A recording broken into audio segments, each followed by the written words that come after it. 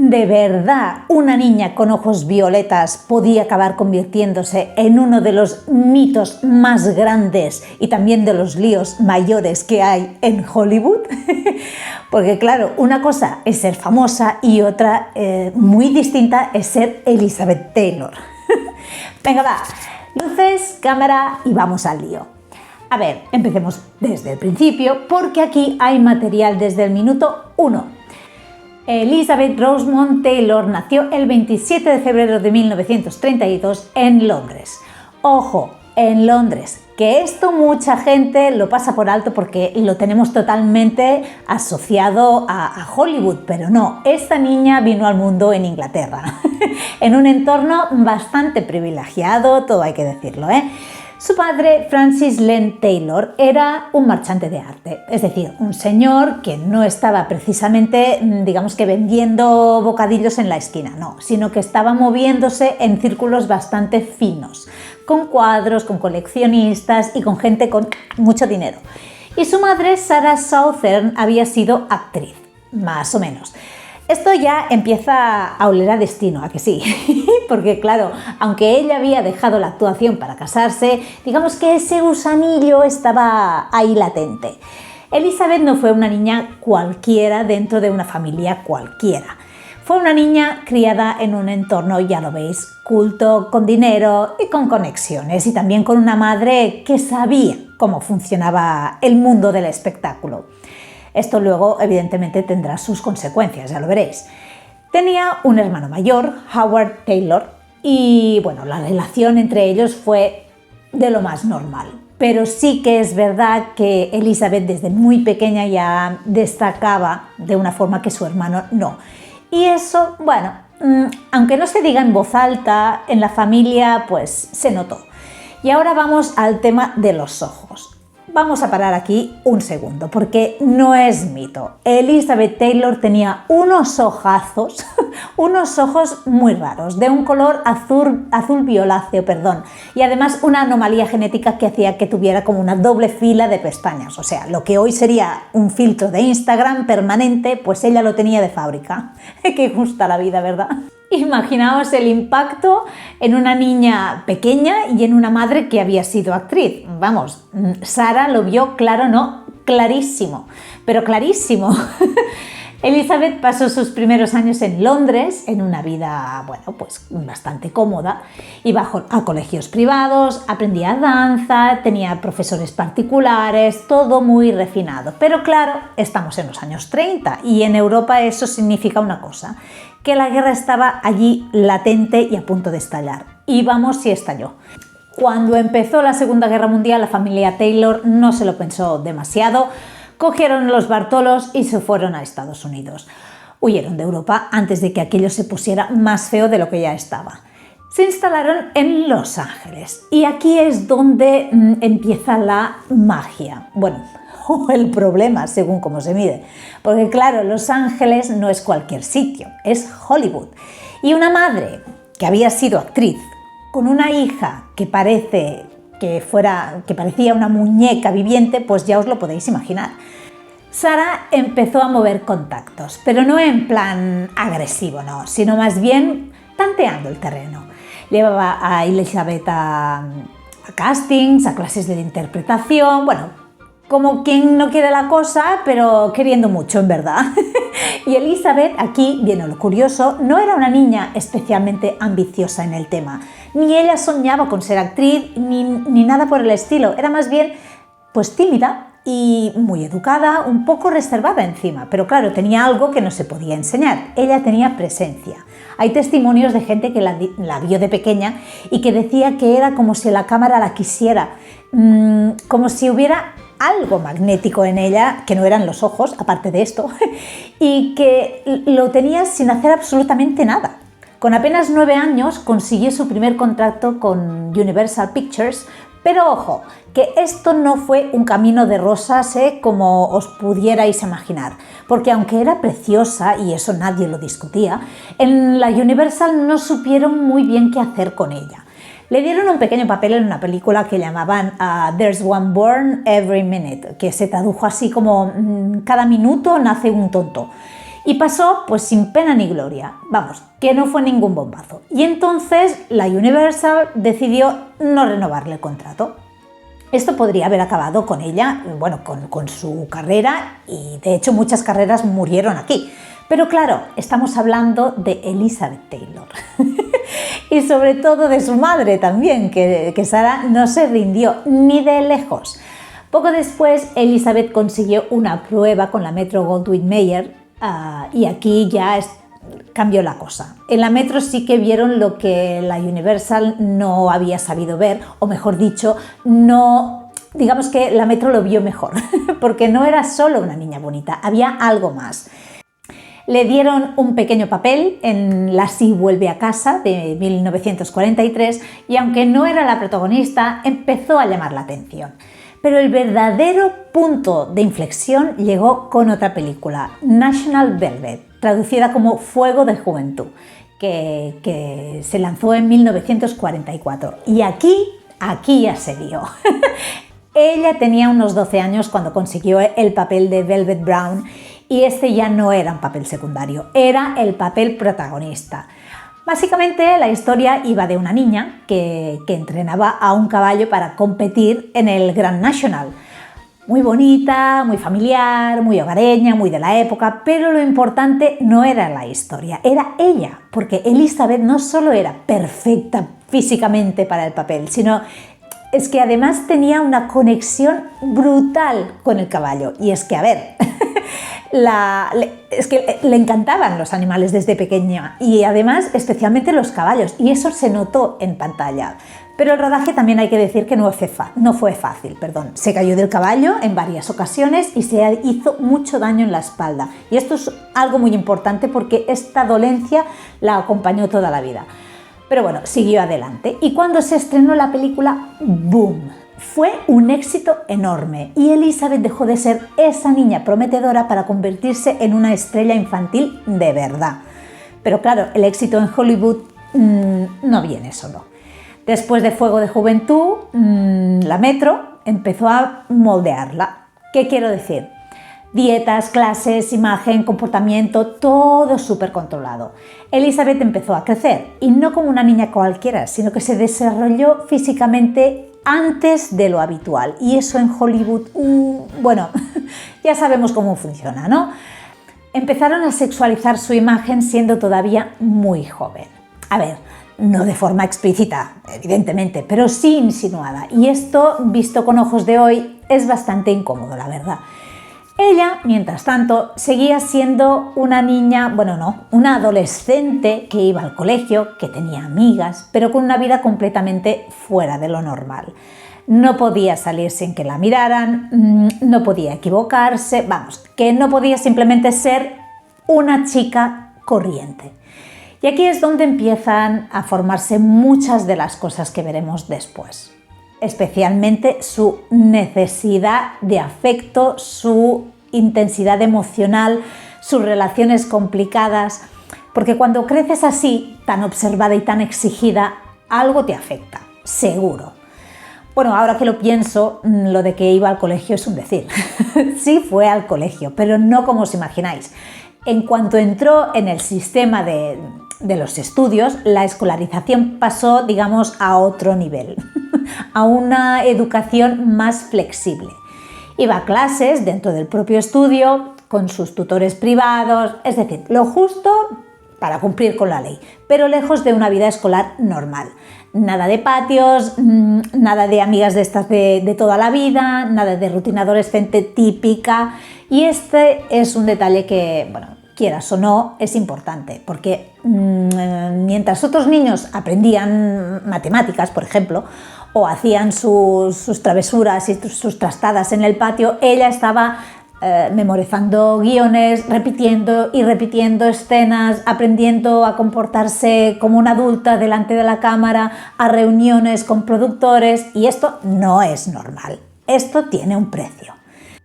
Dicho ya esto, nos situamos en el momento en el que Elizabeth entra en la adolescencia y con ella el tema sentimental, mucha hormona ahí revoloteando. empezó a tener, evidentemente, pues sus primeros enamoramientos. Nada escandaloso aún, pero bueno, significativo. Se dice, y esto ya entra, digamos, dentro de la categoría de los rumores extendidos, que tuvo más de un crush dentro de Hollywood. Bueno, como muchos adolescentes en este ambiente, no fue la única, nada nuevo. Actores jóvenes, compañeros de trabajo, en fin. Pero más allá de nombres concretos, lo importante es ver el patrón. Elizabeth se enamoraba con facilidad, mucha facilidad, intensamente, como si cada emoción tuviera su amplificador. Y esto, que en un adolescente puede ser normal, en ella se convirtió en una manera de ser y de actuar ya de por vida. Bueno, después del éxito brutal de Fuego de Juventud, la Metro hizo pues lo típico, seguir explotando la fórmula, el producto.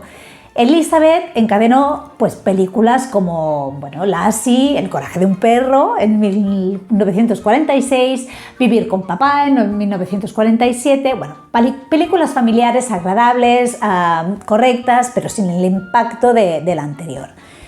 Aquí ya se empezó a notar que Elizabeth no encajaba del todo en el molde de niña adorable, porque estaba creciendo, y no poco, la verdad. Como os he dicho antes, su físico empezó a cambiar muy rápido. Se convirtió en una adolescente muy llamativa, y esto, que podría parecer una ventaja en Hollywood, es un terreno complicado y delicado, porque ya no eres una niña, pero tampoco te ven aún como a una mujer protagonista. Y en medio de este limbo muchas carreras se pierden. Ha habido muchos casos, pero no en su caso. Los estudios comenzaron a fijarse en su imagen de otra manera. La cámara ya no solo la quería, la deseaba, no sé si me explico. Y esto, que hoy analizaríamos con lupa, en aquella época era prácticamente el pan de cada día en Hollywood. Mientras tanto, ella seguía siendo muy joven. Y aquí entra su madre otra vez, porque Sarah no desapareció, seguía controlando su carrera desde muy cerca. Era protectora, sí, pero también era muy consciente del potencial de su hija. Y en cierto modo participó en esta transformación de niña a mujer, cuidando su imagen, sus apariciones y su forma de presentarse al mundo. Y claro, con esa edad, ese entorno y ese nivel de exposición, el tema sentimental no tardó en aparecer. Elizabeth empezó a tener relaciones ya más serias. Ya no eran simples enamoramientos de adolescente, no. Uno de los primeros nombres que sonaron fue el de Glenn Davis, que era un jugador de fútbol americano que era bastante famoso en aquella época, en ese momento, y era un héroe de guerra, atractivo, popular, el típico chico ideal para la época. Se comprometieron, los dos muy jóvenes, ella con unos 16, 17 años, pero aquello no funcionó. ¿Por qué? Pues aquí entran varias versiones. La oficial, pues por incompatibilidad de agendas, que esto se sigue utilizando muchísimo, la distancia, lo típico. La no oficial, que Elizabeth era demasiado joven y que él tenía sus propias prioridades y que aquello fue más un romance impulsivo de la juventud que una relación sólida. Total, que se rompió. Mientras todo esto pasaba en su vida personal, su carrera seguía avanzando como una apisonadora. A finales de los años 40, Elizabeth empezó a recibir papeles ya más maduros y aquí hay un título importante: Cita con Judy, en 1948. No era una obra maestra ni nada revolucionario, pero mostraba algo, que ella podía sostener papeles más allá de la niña encantadora que había interpretado hasta el momento. Y luego llegó Mujercitas, en 1949. Aquí interpretó a Amy, que era la pequeña de las hermanas March, y esto ya era otra liga. Una historia más seria, más emocional, un gran clásico y con un reparto muy potente, la verdad. Y Elizabeth cumplió. No era todavía la actriz profunda que sería después, pero ya se veía que había algo más que belleza en su interpretación y en ella misma. Y esto en Hollywood pues se valora mucho, cuando quieren, claro. A los 18 años, Elizabeth conoció a Conrad Nicky Hilton Jr. Sí, un Hilton, de la familia de los hoteles, rico, guapo, heredero, el pack completo. Se comprometieron en 1949 y fue un flechazo, o bueno, al menos eso parecía. Se casaron en 1950, en mayo. Ella tenía 18 años recién cumplidos y aquí Hollywood se volvió loco. La boda fue como un evento mediático enorme. La Metro prácticamente lo vendió como un cuento de hadas, como una película aparte, ¿no? La estrella joven que se casa con un príncipe moderno, un heredero de los hoteles. Todo perfecto, o eso parecía, porque la realidad no era tan bonita. El matrimonio fue un desastre casi desde el principio. Se ha documentado que él tenía problemas serios con el alcohol. Y no solo con eso, sino que hay testimonios, algunos confirmados y otros fueron, bueno, digamos que más rumores que otra cosa, que hablaban de comportamientos abusivos. Pero bueno, ahí está, yo no afirmo nada. Pues bien, Elizabeth con 18 años se encontró de repente con una relación tóxica, sin experiencia, sin herramientas y en un entorno donde el divorcio, bueno, todavía era un escándalo. Pero no aguantó y esto ya nos dice mucho de ella, de cómo era. Se separaron en menos de un año. El divorcio se formalizó, creo, sí, el año siguiente, en 1951. Y aquí ya tenemos el primer titular de su vida. Elizabeth Taylor divorciada a los 18 años. 19, perdón. En aquella época eso era bastante fuerte. Después del desastre con Nicky Hilton, Elizabeth no tardó mucho en rehacer su vida sentimental. Nunca tardó mucho. Apareció Michael Wilding, actor británico, mayor que ella, unos 20 años de diferencia. Un hombre elegante, educado, bueno, vamos, el tipo de hombre que parece justo lo contrario a lo que había tenido hasta el momento. Se casaron en 1952, no tardó, ya lo veis también, y aquí de entrada todo parecía más estable, había más calma, eso sí, y durante un tiempo funcionó. Tuvieron 2 hijos, a Michael Jr. en 1953 y a Christopher en 1955. Y esto es importante porque Elizabeth se convirtió en madre siendo aún muy joven, y no de uno, sino que de 2 niños en plena carrera en auge. Pero claro, Elizabeth no era precisamente una persona hecha para una vida tan tranquila y más doméstica. Ella intentó adaptarse, sí. Hay fotos, hay entrevistas, hay momentos donde parece que está cómoda en este rol más doméstico, pero por dentro no encajaba del todo. Y esto se empezó a notar en 2 cosas, en su carácter y en su carrera. Durante estos años su carrera dio un salto importante. Ya no estamos hablando de papeles así juveniles o de transición. Empezó a meterse en personajes ya más complejos. Películas como por ejemplo Un lugar en el sol, grandísima, en 1951 junto a Montgomery Clift, pues fueron muy clave en su trayectoria. En estas ya no era solo la chica bonita, había intensidad, había emoción, había una actriz que empezaba a jugar ya en otra liga. Y ojo al dato, su relación con Montgomery Clift fue muy especial. No fue una relación romántica, para él seguro que no, aunque hubo rumores alrededor, pero hubo una conexión profunda, muy íntima. Él era una persona complicada, con sus propios demonios, y Elizabeth conectó con eso, conectó muchísimo. De hecho, cuando Cliff sufrió su famosísimo accidente de coche en 1956, fue ella una de las primeras en llegar y literalmente le salvó la vida evitando que él se ahogara con su propia sangre. En fin. Y aquí ya vemos otro rasgo suyo, le atraían las personas intensas, con heridas y complicadas. Bueno, y mientras tanto, su matrimonio con Michael Wilding pues empezaba a hacer aguas, empezó a deteriorarse, vamos. No hubo un gran escándalo, no hubo un detonante concreto, fue más bien un desgaste. Ella cada vez era más famosa, más solicitada y más intensa también. Y él, por contra, pues era más tranquilo, más estático y claro, llegó ya un punto en el que esto ya no encajaban. Se separaron en 1956 y se divorciaron en 1957. Ya lo veis. Segundo matrimonio fallido, terminado, finito. Elizabeth tenía 25 años, 2 matrimonios, 2 hijos y una carrera en pleno auge. Y tras este episodio entra en escena uno de los grandes nombres de su vida, Mike Todd, un productor de cine, una persona muy carismática, exagerado, brillante y absolutamente arrollador. No tenía nada que ver con Wilding, era puro espectáculo. Se conocieron en 1956 y la química fue alucinante e inmediata. Todd la adoraba, pero no en plan tranquilo, no, sino en plan grandioso, excesivo, casi teatral. Le regalaba joyas, la llenaba de atención, la hacía sentir como el centro del universo, su dama, su reina. Y Elizabeth cayó, claro que cayó, tal para cual. Se casaron en 1957 y aquí sí que parecía que había encontrado a alguien que era o que estaba a su altura emocional, digamos. De todos sus matrimonios, este fue probablemente uno de los más felices. Bueno, sí. Bueno, al menos durante un tiempo, el tiempo que duró. Tuvieron una hija, Liza Todd, en 1957 y por primera vez Elizabeth parecía realmente enamorada de una forma más equilibrada o al menos más correspondida. Pero claro, es que esto es la vida de Elizabeth Taylor y aquí no hay estabilidad que dure demasiado.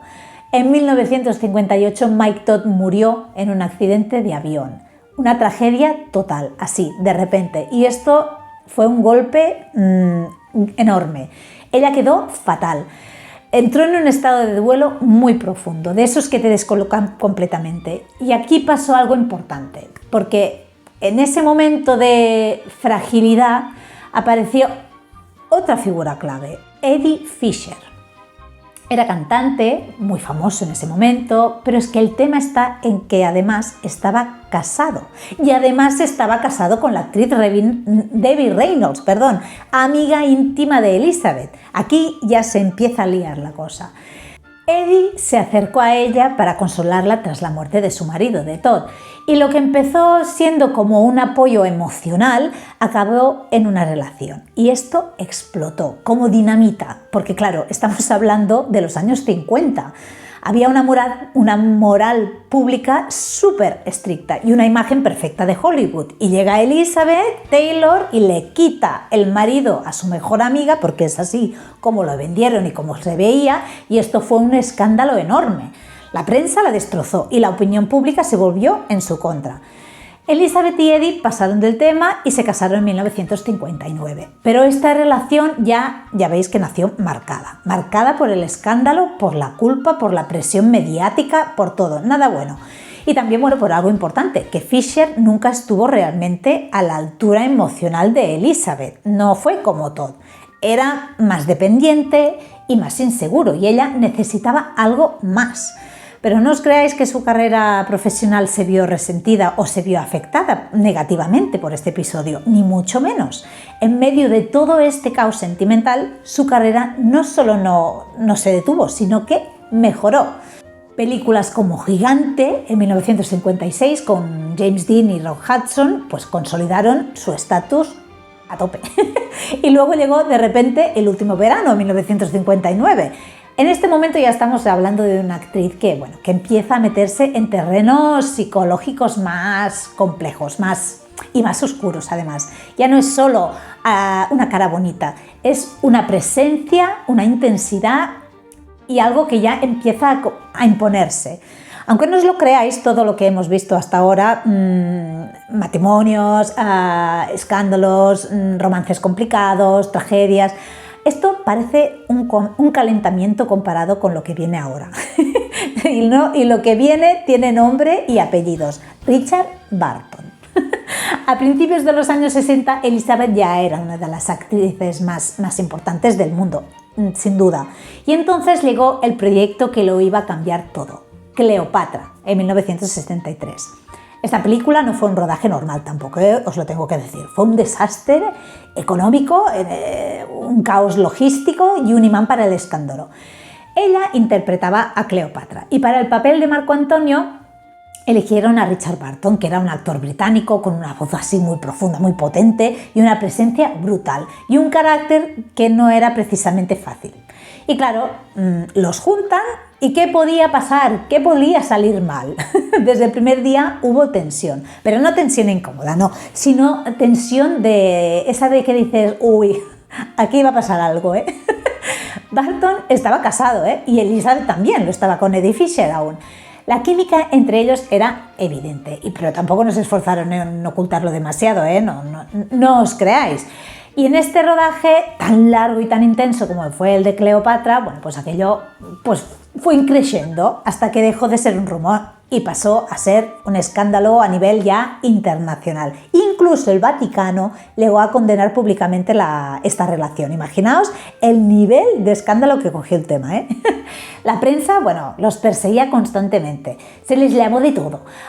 Inmorales, destructores de matrimonios, símbolos de decadencia, de escándalo. Pero ellos, mientras tanto, pues nada, ellos seguían. Porque para ellos no era solo pasión, era una conexión muy profunda, muy intensa, pero lamentablemente también muy destructiva, un poco tóxica.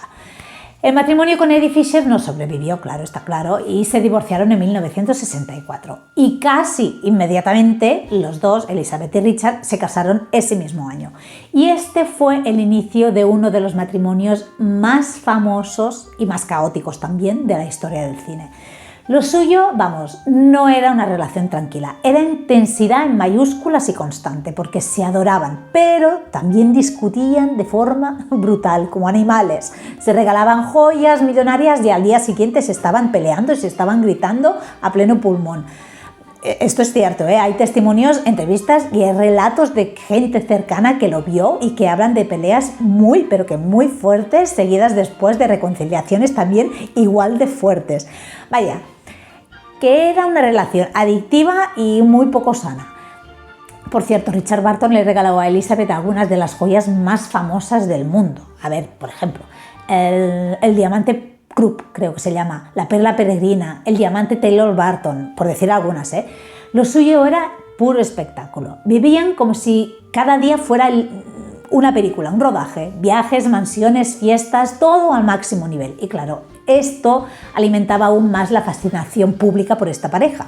Y además trabajaban juntos, rodaron varias películas juntos, como por ejemplo ¿Quién teme a Virginia Woolf? De 1966, peliculón por cierto.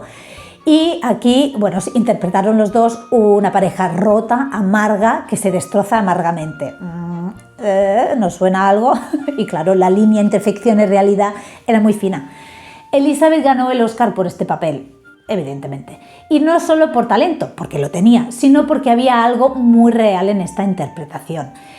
Era como si estuviera canalizando, ¿no?, su propia vida a través de la película. Pero claro, vivir así pues tiene su precio. Hay que decir que los dos bebían mucho, especialmente Burton.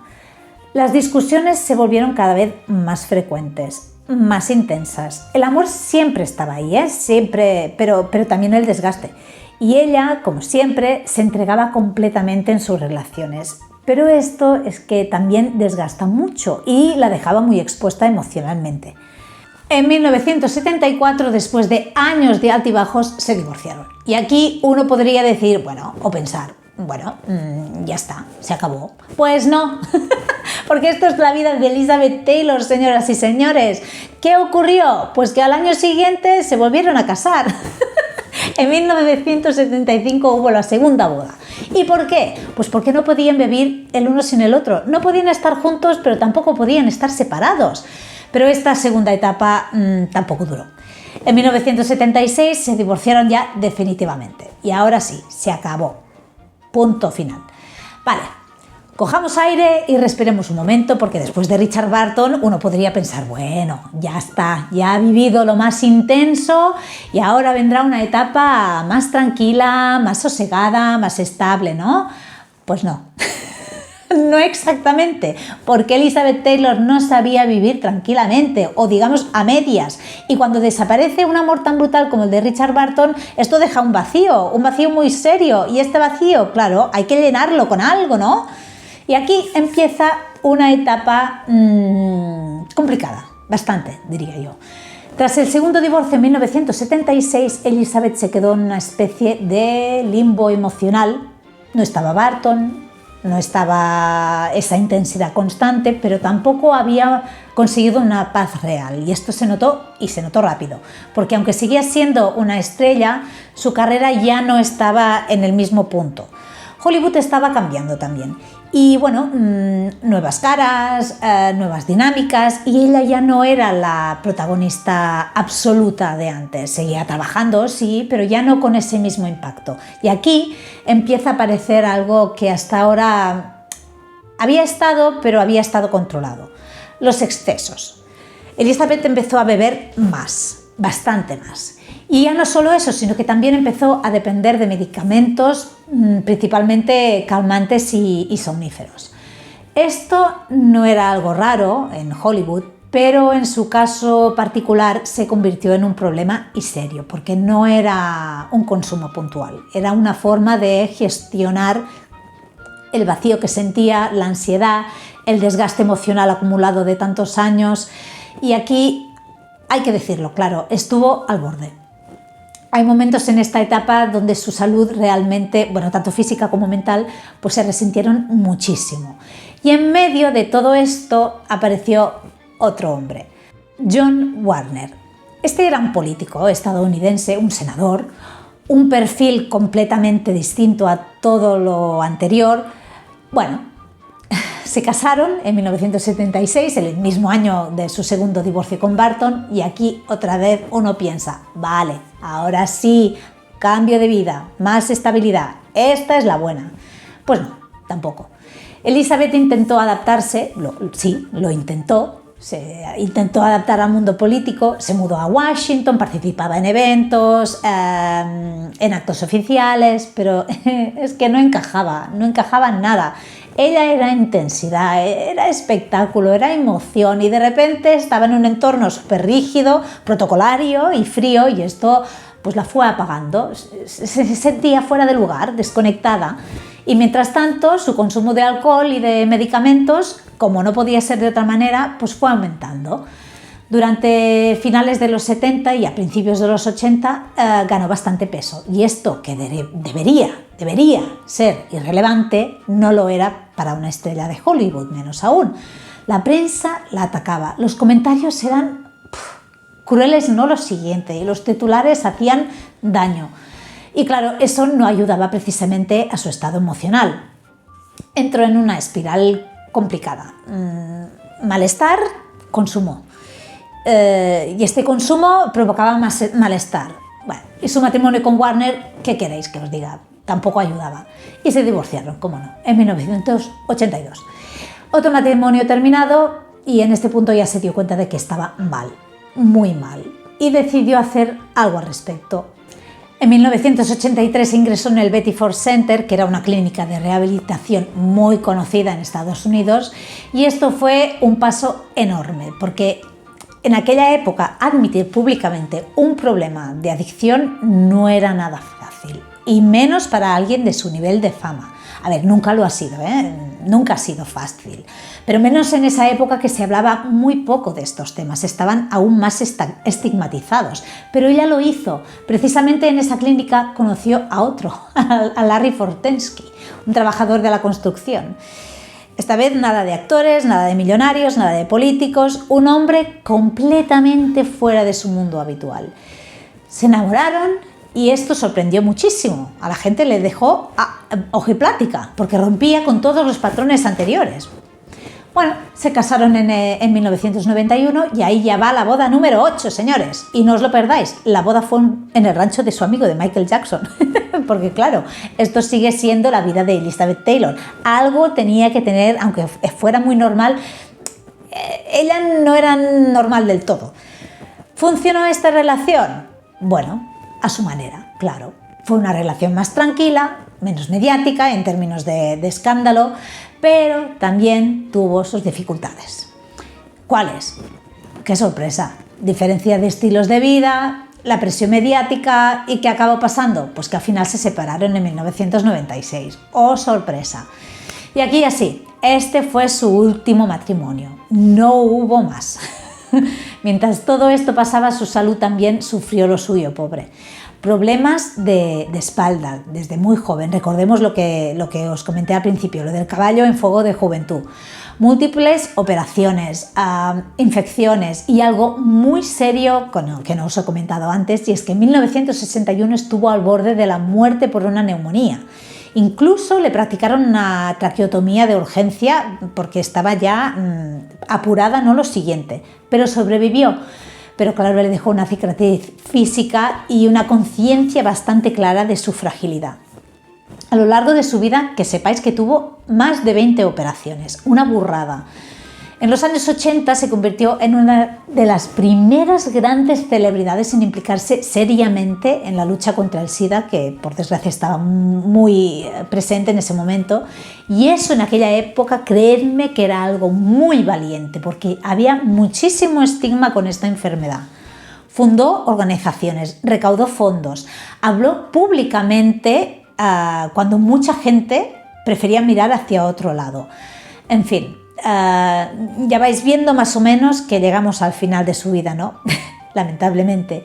Pero aquí hay algo curioso. Con Elizabeth Taylor, incluso la última etapa de su vida tiene varias capas, porque no es solo los últimos años y ya, no. A partir de los años 90, ya no estaba centrada en el cine como antes, sí seguía apareciendo de vez en cuando, porque bueno, hizo algunas apariciones en la televisión, en películas, algún cameo, pero bueno, ya no era su prioridad, ¿no? Pero tampoco lo necesitaba, porque su nombre, bueno, es que su nombre ya estaba por encima de cualquier estreno. Elizabeth Taylor ya no tenía que demostrar nada, era directamente historia viva de Hollywood. Pero claro, el tiempo y la vida que había llevado pues pasaron factura y las hospitalizaciones fueron cada vez más frecuentes. También tuvo problemas cardíacos y en 2004 fue diagnosticada con insuficiencia cardíaca congestiva. Poca broma, esto ya era bastante serio. A partir de ahí su vida se volvió mucho más tranquila, dentro de lo que cabe, más recluida y más centrada en cuidarse dentro de lo posible. Aparecía en público, pero cada vez menos, y cuando lo hacía, pues se notaba el peso de los años. Ella seguía siendo intensa, eso no se lo quitó nunca. Seguía siendo directa, con carácter, sin filtros. Pero también en esos años había una versión más reflexiva, más consciente de todo lo que había vivido. Hay entrevistas muy buenas de esta época donde habla con bastante claridad sobre sus errores, sobre sus relaciones pasadas, sus excesos, pero son entrevistas y declaraciones sin victimismo, como diciendo, esto ha sido mi vida, punto, es lo que hay. Después de Larry Fortensky, Elizabeth no se volvió a casar y esto también es un punto significativo porque alguien que ha tenido 8 matrimonios al final decide parar. Que no es lo mismo que decir que estuvo sola, porque no lo estuvo. Siguió teniendo relaciones, amistades profundas, vínculos, pero ya no volvió a entrar en esa dinámica de conozco a alguien, me enamoro, me caso. Y mantuvo una relación estrecha con sus hijos, porque no nos olvidemos, tuvo 4 hijos. Y aquí hay una pregunta que casi nadie se hace, pero que es clave. ¿Qué pasaba con los niños en medio de todo esto, de tantas películas, de tantas bodas, de tantos divorcios? Pues bien, tras el divorcio con Michael Wilding, la custodia de sus 2 hijos, de Michael Jr. y Christopher, quedó principalmente en manos de ella, en manos de Elizabeth. Pero ojo, no en plan madre tradicional de me quedo en casa y me olvido de todo lo demás. No, ya os lo podéis imaginar, que ella seguía trabajando, viajando y rodando sus películas, así que la crianza digamos que era compartida y era bastante flexible, con ayuda de niñeras, de personal y del propio Wilding, que seguía presente en la vida de sus hijos. Él no se apartó, es decir, los niños no desaparecieron de su vida, pero tampoco tuvieron una infancia convencional. Crecieron en ese mundo híbrido y raruno entre familia y Hollywood. Y luego está Liza Todd, que fue la hija con la que tuvo con Mike Todd, pero bueno, tras la muerte de Elizabeth quedó como única responsable de su hija, no había custodia compartida en este caso, y bueno, esto la marcó mucho, porque bueno, ya no estamos hablando solo del duelo como mujer, sino también la responsabilidad de criar a una hija sin su padre ya nunca más presente, en un momento emocionalmente devastador y según muchos testimonios en esta etapa sí se volcó especialmente en esta hija, dentro de lo que su vida le permitía, claro. Durante su relación con Richard Burton adoptaron a una niña, a María, un pequeño detalle que se me ha pasado a contaros antes, un pequeño detalle, ¿eh? Y aquí tampoco la custodia principal, pues pasó a manos de Elizabeth, aunque Richard también mantuvo relación siempre con la niña, estuvo muy presente en su vida. Retomemos otra vez el hilo. Como ya os he dicho, en sus últimas apariciones públicas había algo muy llamativo, y es que por un lado se la veía físicamente frágil, a veces en silla de ruedas, a veces con una voz muy débil, pero por otro lado seguía teniendo esa presencia de Elizabeth Taylor, esa mirada, ese carácter, como si a pesar de todo siguiera siendo, pues Elizabeth Taylor en esencia, y eso no desapareció nunca hasta que se fue. Elizabeth Taylor murió el 23 de marzo de 2011 a los 79 años y la causa fue la dichosa insuficiencia cardíaca congestiva que le habían diagnosticado unos años antes, en 2004. Murió en Los Ángeles, rodeada de sus hijos, y aquí hay un detalle muy ella, y es que dejó instrucciones para que su funeral empezara 15 minutos tarde. ¿Por qué? Pues porque según dijo quería llegar tarde a su propio funeral. Nada. Esto resume bastante bien quién era esta gran mujer. Hasta el final. ¿Y qué queda de Elizabeth Taylor? Pues quedan tantas cosas, quedan muchísimas cosas. Queda la actriz, quedan las grandes películas como Quien teme a Virginia Woolf, Cleopatra, Gigante, y que siguen ahí y que seguirán para la eternidad. Queda el icono, quedan los famosos ojos violetas, las joyas, el glamour, los escándalos, los matrimonios. Queda la mujer, esa mujer talentosa, intensa, contradictoria, emocional, valiente, a veces caótica también, a veces brillante. Y queda, algo más, una vida vivida sin medias tintas, con sus errores, muchos errores, con aciertos también, pero siempre al máximo, a tope, sin filtro. Y al final eso es lo que hace que siga siendo fascinante hoy en día, no porque fuera perfecta, ni muchísimo menos, sino porque fue absolutamente humana en una industria que muchas veces, o casi siempre, no permite serlo. Y esta fue su vida, con luces, con sombras y con mucho cine.